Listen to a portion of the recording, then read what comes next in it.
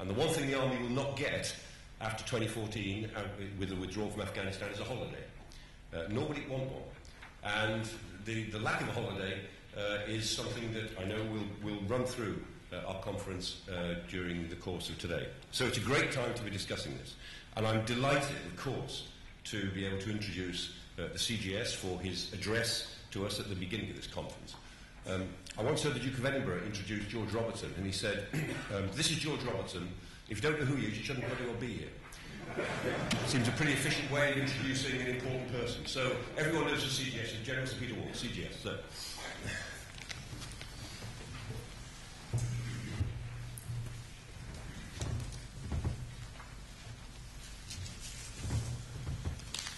Michael, thank you very much indeed. Good morning, everybody.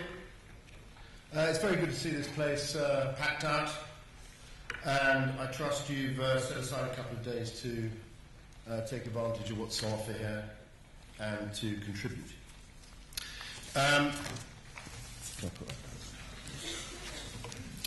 I'm extremely grateful to RUSI and to AUSA, thank you very much, John Swan, and to all of our sponsors for providing this excellent opportunity for a stocktake of where we are and enabling us to explore the changing character of land operations.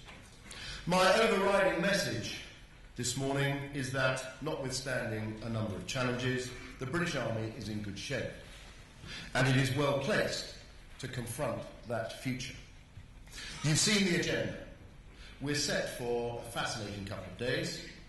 This will be greatly enhanced by our international visitors from a total of 13 countries. A warm welcome to all of you. And also those from our sister services and other friends from across Whitehall and beyond. Thank you all for coming. And it's good to see so many here from across the ranks of the Army. The Land Warfare Conference is, as you know, a key point in the Army year. It seems always to coincide with key political announcements on the future. This year is no different. The outcome of the spending review announced yesterday reminds us that a balanced and affordable programme mapped to the government's strategic ambition is a political imperative. And in terms of implementing the 2010 SDSR, we heard about Tranche 3 redundancy for the Army last week, and we await the imminent announcement on the reform of the Army Reserve. I'd like to address three key themes to set the scene for this RUSI conference. First, Army 2020, how implementation is progressing and the way forward. Second, the changing nature of the operational landscape. And third, some thoughts on how we must adapt in the aftermath of the 9/11 wars, for we've bent ourselves out of shape considerably, especially to meet the demands of southern Afghanistan, and I think the future is likely to be somewhat different. So going back to announcements, how does last year's Army 2020 launch feel a year on? Progress has been significant, not least because of strong political support for this complex transformation programme. The ideas were bold, innovative and dynamic, and they are withstanding the inevitable scrutiny as we put flesh on the bones of the concept. Because of the sensitivity behind many of the reforms, consultation across the Army was not comprehensive, and therefore the approval and energy of the generations who enacted these plans is both very important and reassuring. Regimental restructuring has begun and is set to continue at pace, and I don't underestimate the impact of this across the whole Army. In a similar vein, the significant reforms to the Army Reserve will be unveiled next week by Philip Hammond, our Secretary of State, and these are long-awaited, but they will be long-lasting. This is a redesign of structure and terms of service to allow the Reserve to play a more significant role within an integrated Army, beyond the important contribution it's making already. This plan calls for a cultural shift in British society, and it has to satisfy the competing interests of individual reservists, their employers, the Army, and their own families. Significantly, we now have a basing solution with a £2 billion investment to extract the Army from Germany and rebase it primarily in mainland UK by 2019, and this is very welcome clarity at regimental level. And much work is going into designing a new training strategy fit for the demands of modern contingency operations, one that meets the institutional demands of an operationally experienced army. It must provide professional challenge, opportunity and adventure to our soldiers so that we retain the people we need. I've already mentioned the restructuring of our manning through an ambitious redundancy scheme. This is painful, but it does benefit those who will serve on into the future because it restores the promotion prospects so important to a vibrant army. And contrary to popular belief, we must continue to recruit energetically for our share of the nation's talent. Now, whilst the defence reforms identified by Lord Levine are independent of the redesign of the army, they are already proving to be a real opportunity for us. The delegation of budgets, including capital equipment and equipment support, is critical to our freedoms to implement our plans with agility, to veer and haul resources internally, to optimise our capability given the funds available. The progress that we've made is down a year of extremely hard work across the Army against the backdrop of our impressive performance and operations in Afghanistan and elsewhere.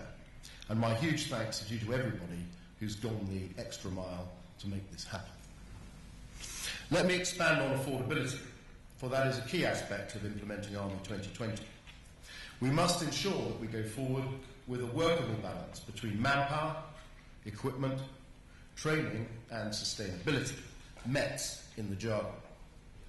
There's always more work to do to refine our understanding of costs, to establish more effective contracting systems for key services, to ensure military manpower is doing essential military roles, and to deliver a coherent equipment. Money-wise, we're not flush, but thanks to yesterday's very helpful spending review settlement for defence, our plan remains workable. At the moment, our METs are in balance. In the future, by doing things differently, we will be able to sustain a brigade on operations indefinitely and put a fighting division into the field alongside our air and maritime counterparts as part of the new Joint Expeditionary Force. In sum then, Army 2020 implementation is on track. Under my second heading, what then of the operational context our evolving force may have to confront potentially well before the year 2020? I commend to you the future character of conflict work undertaken by Professor Paul Newton when he was running the Defence Concepts and Doctrines Centre. This portrays the probable context in which we must be prepared to fight, and it was published in 2009 and still remains valid. But the operational landscape has not stood still since the baseline set in the 2010 SDSR. This landscape doesn't look to me to be any less challenging. In fact, it seems more so, and we know we're not shrinking our forces because the world is going to be a safer place. And whilst the national rhetoric is about avoidance of enduring campaigns and a reticence to put boots on the ground, perhaps understandably, after the experiences of the past decade, we've got to be prepared politically, mentally, emotionally and militarily to intervene in the nation's interest if needs must. Recent experience tells us something about campaign design and strategy. Tactical excellence and tactical success do not guarantee strategic success or the achievement of political goals. Our tactical instruments are but one tool in a complex cross-government and multinational mix, and these tools have to be applied in a political context that takes heed of regional considerations likely to be beyond our direct control. We've experienced the difficulty in conducting hearts and minds campaigns in cultures that are inimical to our own. Whilst we've learned fast and adjusted our training and approach accordingly, we've concluded that where possible, we should empower local forces to deal with local situations, preferably taking account of regional considerations. This approach calls for bilateral relationships, whether ahead of, during, or after periods of conflict, because, like it or not, we seem to be in a period of enduring confrontation with extremism. These relationships will be the product of our international defence engagement strategy that Michael alluded to earlier. It's not a substitute for our own fighting power or for our very significant operational experience. It's absolutely dependent on them both. And no self-respecting nation would want to partner with or be trained by an inexperienced counterpart that is not a war-fighting army. Currency and credibility are key to defence engagement. We're in the foothills of rolling out this plan. We're doing this by designating brigade headquarters in our adaptable force to priority regions of the globe. Relationships are being established, and the potential is very clear if this is done carefully. For example, 4 Infantry Brigade from Catterick is designated to the Mark and will be taking the lead in establishing a training system for some 2,000 Libyan soldiers in the next few months as part of an international effort to enable them to secure their borders following our initial intervention. You will hear from Commander 4 Infantry Brigade later today. Multinational partnerships are growing in significance. Our ability to lead coalition operations in and around Europe, including North Africa, seems to be increasingly important, as witnessed by events in Libya and Mali. To this end, our work with our French counterparts in the Anglo-French Combined Joint Expeditionary Force is important.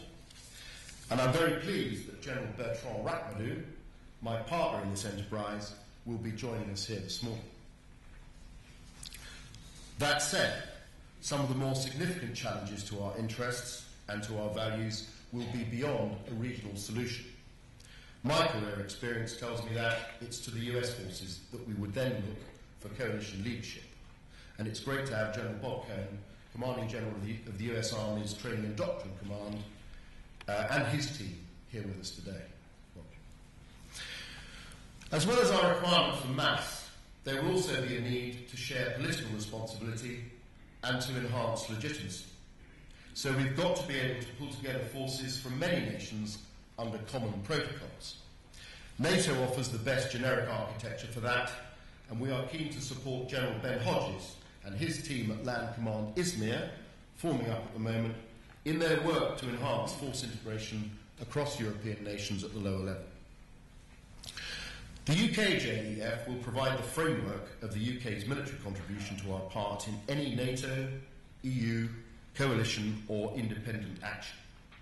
This pool of ready forces will provide scalable, integrated joint force packages tailored to decisive operational outcomes. As we embark on new operations, whether interventions or training missions, our understanding of the situation and how it is likely to be altered by our own engagement is paramount. This is difficult to do well, and if you start with a deficit, catching up is a real challenge. Proper understanding is both a precursor for and a valuable consequence of defence engagement. For in extremis, if we do need to intervene in support of partners, we've got to understand the context locally and regionally. We've got to know the key people, political and military, and we've got to be familiar with the culture and language, and ideally we want to have formed a bond of trust. The operational landscape is changing in other ways. The threats and opportunities presented by cyberspace call for us to think and act differently. Control of this domain, and with it the ability to defend and attack in order to seize and maintain the initiative, will be a prerequisite of successful operations. The government has recognised the scale of the challenge in this area. The recently established Defence Cyber Operations Group leads the military contribution. And as CDS has directed, the armed forces must be as comfortable manoeuvring in cyber as they are on land, at sea or in the air. These cyber capabilities have to be fully integrated into our planning and command and control arrangements. The education and personal qualities of our cyber warrior are likely to be a challenge to more linear military behaviour, and we therefore need to consider how we recruit and retain experts in this field. My final section addresses aspects of switching from campaigning to contingency. My first observation is that moving from a decade of enduring campaigns to a more contingent posture requires not only changes to our structures, roles and training, but critically changes to our thinking. Whilst we fought very hard in the challenging environments of Iraq and Afghanistan, much of the action has been bounded or templated as a product of managing high tactical risks and delivering consistency of effect. Such is the nature of protracted operations. Contingency operations will deny us these relative certainties, at least in the early days. The range of tactical options will be broader, the extent of genuine understanding of the environment and the context will be relatively low, even if our defence engagement relationships have given us a head start. There will be an onus to think issues through from first principles, rather than accepting them as best practice from OPTAG or from the previous brigade in the rule model cycle. We've got to shift from what to think to how to think. This challenge starts now, with significant implications for education and for training. It's also clear that the enduring campaigns in Iraq and Afghanistan have had a beneficial forcing function in drawing us closer to our sister services, to key agencies and to our allies. We've certainly improved in this department, but it took us a long time to get there. It's therefore important that we capture where we are and pay close attention to sustaining these linkages when we are not being thrust together in the cauldron of operations. Exchanges, liaison officers, training and exercising together are our standard approach to partnerships, and we need to apply these to sustain these hard-won operational relationships into the future. Enduring operations have also required substantial headquarters, particularly at the higher tactical and operational levels. These have tended to operate in a fairly formulaic and procedural fashion by dint of their size, broad multinationality, and the complexity and sophistication of the operation. Agility of effect has often been a challenge. Contingency operations will not allow us this luxury. We've got to work hard to rationalise our headquarters structures and procedures and to return them to their more agile and responsive forms. Similarly, reductions in our size and structure require us to work agility into our force structures and operational plans. The ability to adapt lies at the heart of the Army 2020 design. It's this, coupled with improved understanding of the operational landscape, that will give us the ability to react to the unforeseen decisively. We need to see our rationalised structure as an opportunity to get back to what contingency forces are best at, moving fast and achieving disproportionate effect. The political nuances of a series of protracted campaigns have also constrained activity on the ground. Public aversion to risk has increased as these campaigns have worn on. There's no surprise here. But on contingency operations, for example, the rapid intervention operation, the licence of the operational commander to take operational risk to seize and maintain the initiative will often be decisive in determining the outcome. As a nation, we will need to recalibrate our tolerances if decisive outcomes are to be achieved in the future. The French operation in Mali set a standard for strategic tempo and tactical élan, and we need to be sure that our contingency forces can deliver something similar, taking calculated operational risks. There's some distance to run in determining the impact of last week's Supreme Court judgment on combat immunity.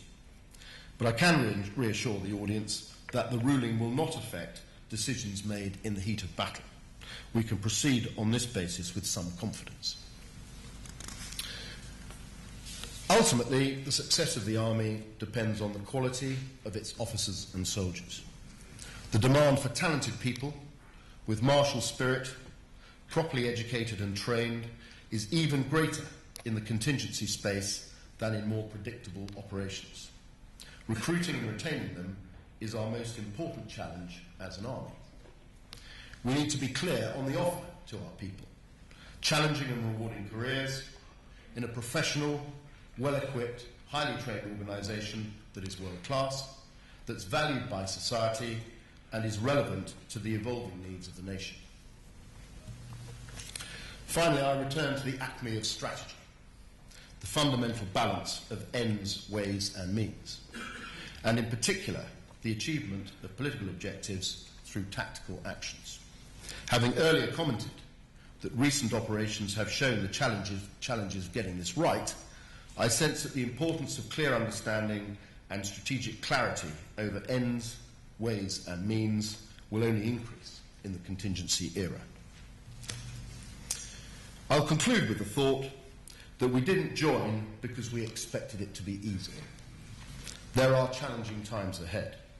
The progress we are making towards Army 2020 is a compelling start point for confronting those challenges on the path to future operational success. In sum, much achieved, much yet to do. Thank you. I think there's time for a few questions. CGS, thank you very much.